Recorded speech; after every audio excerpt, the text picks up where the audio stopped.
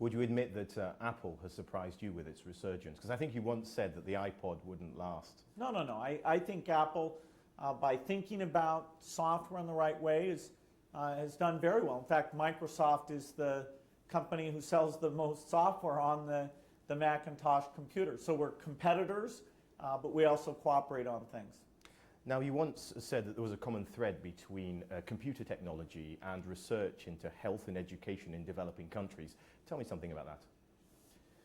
Well, I think that technology can have huge benefits, and not just for the richest people in the world.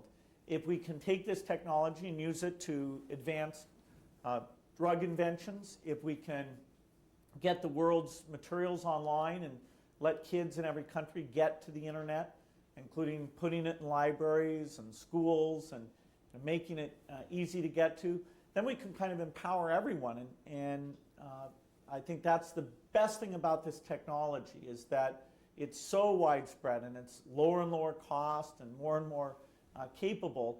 There are a lot of special things we do in every country where we'll sit down with the government and say, what are your education goals? What are your e-government goals? Where are the community centers and the places that computers should be available? And we've had great progress in that. Now, you're leaving Microsoft next year to concentrate on your foundation. Microsoft without Bill Gates, is it with a heavy heart? Well, I'm certainly going to miss the work I do at Microsoft. It's mid-2008 that I switched from being full-time at Microsoft to being part-time and put my full-time effort into the work of the foundation that my wife and I have. I've got great people who are going to step up into my role, Craig Mundy and Ray Ozzie. Ray Ozzie's the chief software architect and is well known for the great work he's done.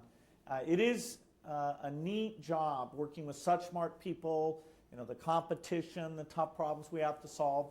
I think my foundation work will be as fulfilling, but there's a little bit of uncertainty there, and I know I'll miss the things I've loved about Microsoft. Now, finally, last question. Finally, I was in Silicon Valley for 4 years, and I have covered Microsoft quite a bit. Now, you've always been called, as far as I've known, for the past 20 years, you've been called the world's richest man. You've handled that very well, a huge privilege. But what does it feel like? Well, I've been very lucky, and it's my responsibility, I feel, to take these resources of society that I've gotten and give them back in the most impactful way. And that's what's led to the creation of the foundation that my wife and I run. Kind of amazingly, my friend Warren Buffett added a substantial part of his resources to that as well. And so just like at Microsoft, the foundation has taken on very ambitious goals.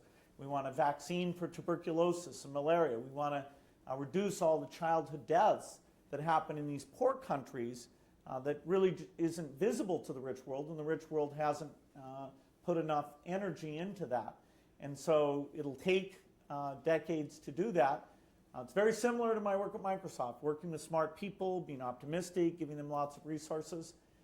So I'm thrilled I get that chance, and that's the responsibility I have as somebody who's gotten the wealth that Microsoft generated.